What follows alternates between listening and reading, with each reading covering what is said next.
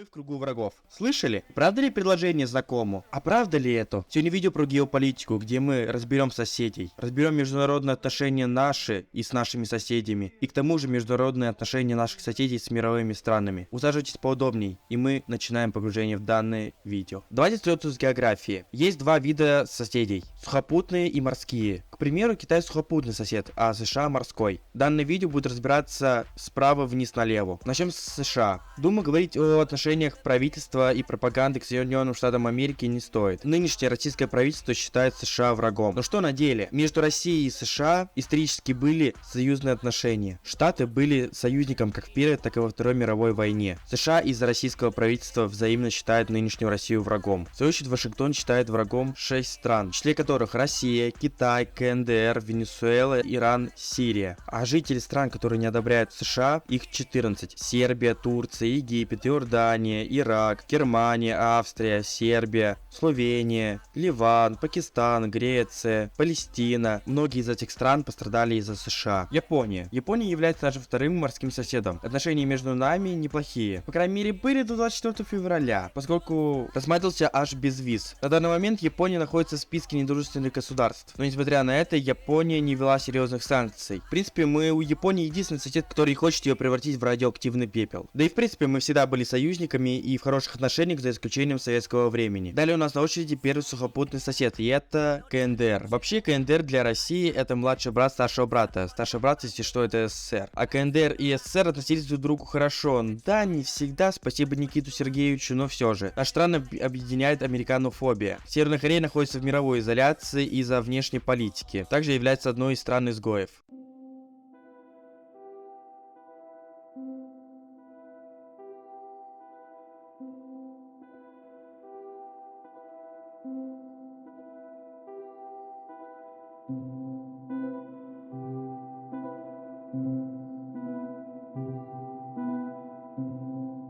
Второй сосед это Китай. Между нами одни из самых теплых отношений. Подписана куча договоренностей, куча союзных отношений. Наша страна находится в нескольких союзах с КНР, такие как БРИКС, ШОС, но Китай становится империалистическим, из-за чего начала вести агрессивную внешнюю политику. Монголия, про нее нечего особо сказать. Там относится неплохо, санкции не ввела, ведет нейтральную внешнюю политику, поскольку зажата между РФ и КНР. Наш самый большой сосед по протяженности границы, союзник, друг и главный поставщик кумыса, Республика Казахстан.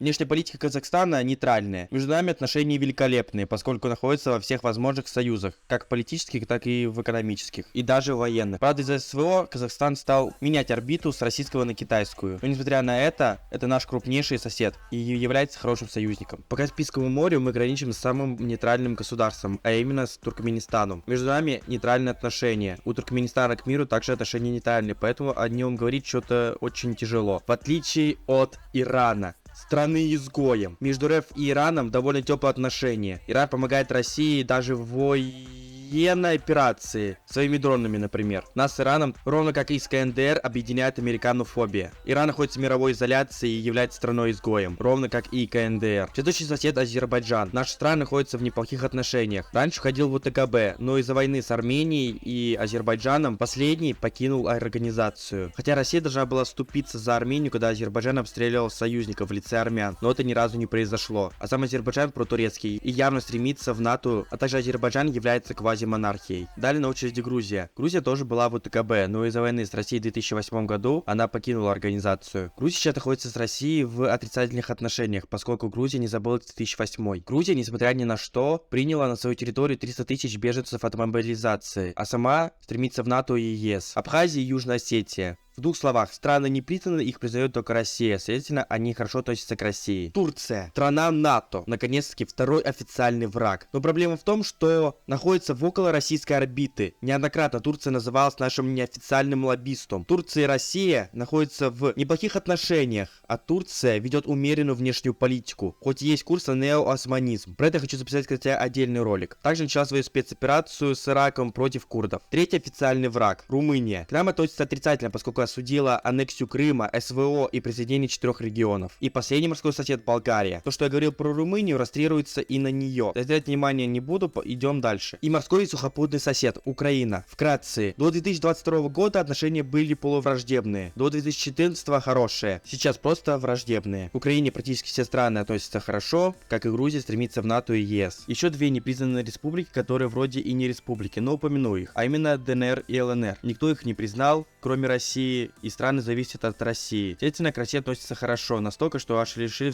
войти в ее состав. Данный факт тоже не признала ни одна страна мира. А теперь страна с идеальными к России отношениями. Республика Беларусь. Говорить долго не хочется о ней. К России относится идеально, к миру или нейтрально, или как у России. Мир к Беларуси относится неоднозначно, некоторые плохо, а некоторые хорошо, а некоторые нейтрально. Латвийская республика и Эстонская республика. 5 и 6 натовские враги. Прибалтийские страны, которые не любят Россию. Они давно и исторически не любили Россию. Они по первой же возможности сбежали от России, вступив в НАТО и ЕС. Вторая по протяженности граница, а именно это Финляндия. Данная страна куда любопытнее, в отличие от других стран. Она довольно неоднозначно относится к России. Некоторые пророссийские власти и отрицали, что Хельсинки вступят в УДКБ, а прочие власти относились к Москве или нейтрально, или по крайней мере не отрицательно. Все власти Финляндии не хотели вступать в Североатлантический альянс, чтобы не нервировать Кремль. Но из-за специальной военной операции финны приняли решение о вступлении их страны в НАТО. Примечательно, что Финляндия в ЕС, из-за чего находится в списке недружественных государств. Также финны не забыли Зимнюю войну. Хочется еще упомянуть, что финны миролюбивые, и из-за этого у них такая же и внешняя политика. У нее максимум есть противоречия только с Турцией из-за курдов. Официально из-за этого Турция ставит вето на вступление Финляндии и Швеции в НАТО. Но мне кажется, что Эрдоган просто готовится к выборам и набивает этим самым политические очки. Норвегия. 7-й натовский враг. Между РФ и Норвегией одна из самых менее протяженных границ. Норвегия к России относится отрицательно и наоборот. Кажется все, но у нас есть эксклав в виде Калининграда, что у нас граничит еще с двумя странами, а именно Литвой и Польшей. Давайте по порядку. Литва. То, что я говорил про прошлые страны Прибалтики, то же самое относится и к ней. Польша. Большинство поляков реально ненавидит Россию. Страна находится в НАТО и в ЕС, из-за чего находится в списке недружественных государств. Пропаганда постоянно призывает после Украины идти на Польшу. Итог. Россия не в кругу врагов, поскольку юг без врагов, восток также без врагов, но по морю, правда, есть США, север только Норвегия, а запад 6 стран. И из них имеют сухопутную границу, 3 только морскую. Дело в том, что только 3 страны имеют сухопутную границу с основной частью России, но Калининград реально окружен по всем сторонам, за исключением севера. Россия граничит с 21 признанным государством и еще 2-4 непризнанным. Сухопутная граница с НАТО имеет 5 государств, по морю 4. Всего врагов 10, считая Украину. Кажется, что чуть меньше 50%, но есть изъяны. Дело в том, что большинство врагов по морю, что не позволяет вести агрессивные боевые действия с нами. Вторая половина по суше, кроме Украины. И то за 22 года не было ни одного, даже пограничного конфликта. Но давайте по порядку разберем места нападения. Восток. Смотрите, США же на востоке, но есть тоже небольшой изъян, а именно, что захватывает Россию через Дальний Восток и Сибирь неблагодарное нахрен дело. Знаете, Сибирь это сплошные леса и болота. 3 солдат нахрен утонут в болотах, треть потеряются в степях, третий дойдет, но 75 из них не будут способны воевать, а половина из 25% нехило так задолбаются. Следовательно, остается север и запад. Север. На севере Норвегия, но протяженность границы довольно маленькая. В теории можно удерживать границу как спартанцы, но это вроде как не так работает. Ну и что? Есть проблемы со снабжением. Как бы Карелия и Мурманск это сплошные горы, что не позволяет вести активные боевые действия. Запад. Западный фронт до 24 февраля был мал, но теперь протяженность довольно немалая, что удручает. Калининград находится в осаде НАТО, да и слабый западный союзник не сможет удержать натовский натиск. Но какой же итог? Ну, знаете что, выберите его сами. Но если отвечать напрямую на вопрос, а в кругу ли врагов Россия, то нет. Это все миф и басни пропаганды. У России есть ядерное вооружение, что гарантирует ей неприкосновенность, и это главный фактор не быть боязнью захваченными. Ну а на этом все. С вами был я, Вечерний. Всем удачи, всем